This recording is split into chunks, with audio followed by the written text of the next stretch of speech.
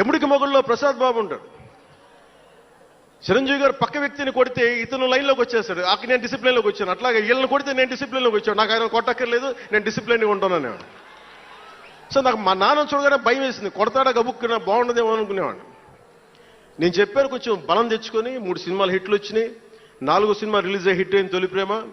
నాన్న నేను హీరోనన్న సంగతి కూడా మర్చిపోకు, నువ్వు అర్థం చేసుకో అని చెప్పాను. ఇంకా ఎక్కువ తిట్టాడు. అంటే మా నాన్న తిట్లు ఎలా ఉన్నాయంటే చెప్పలేను. కానీ ఈ అర్ధరాత్రి అపరాత్రి తిరుగుళ్ళు ఏంట్రా, ఈ సెకండ్ షోలకి వెళ్ళడం ఏంటి, ఏదో హీరో అయ్యావు అయితే అన్ని లిప్ చేసేస్తావా అని తల ఉంచుకొని పైకి వెళ్ళిపోయాడు. అంటే అలాంటి నేను ఇన్ని కోట్ల మందికి సంబంధించిన పాలిటిక్స్ చేయాలంటే భగవంతుడు రాసిన రాత కాకపోతే నేను కోరుకున్నదా కాదు అది.